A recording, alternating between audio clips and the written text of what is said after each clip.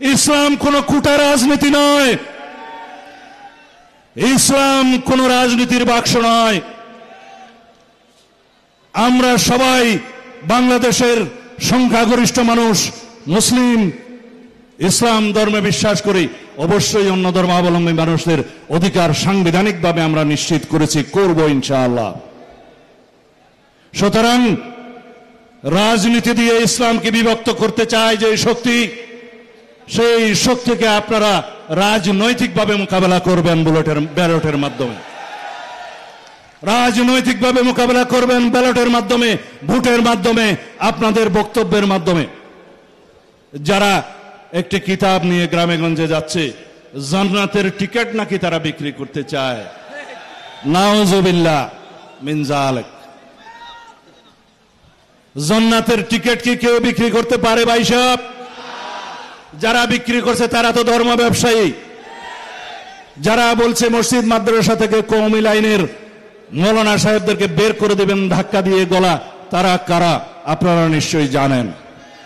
সুতরাং এই দেশে ধর্ম নিয়ে রাজনৈতিক ব্যবসা চলবে না।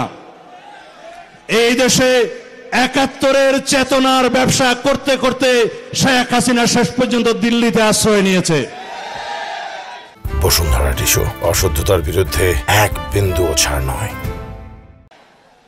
তিনি বাংলাদেশকে করদ রাজ্যে পরিণত করতে চেয়েছিলেন, আল্লাহ রাব্বুল আলামিন তাকে ওখানেই আশ্রয় দিয়েছেন। আমরা বলে থাকি শেখ হাসিনা এবং আওয়ামী লীগের রাজনৈতিক মৃত্যু হয়েছে ঢাকায়, দাফন হয়েছে দিল্লিতে, আশা করি তাদের পরিসমাপ্তিও ওখানেই হবে। সুতরাং ৭১-এর চেতনা ব্যবসা যেমন বাংলাদেশের মানুষ ধারণ করে নাই, জুলাইয়ের চেতনাও যেন কেউ বিক্রি না করে এই আহ্বানও জানাই। আমরা সবাই জুলাই যোদ্ধা। বাংলাদেশের সকল মানুষ ফ্যাসিবাদের বিরুদ্ধে রুখে দাঁড়িয়েছিল বলেই গণতান্ত্রিক আন্দোলন হয়েছে, গণ অভ্যুত্থান হয়েছে।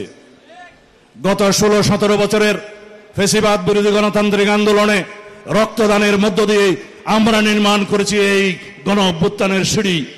একের পর এক সিঁড়ি নির্মিত হয়েছে, শাপলা চত্বরের হত্যাকাণ্ড সিঁড়ি নির্মিত হয়েছে।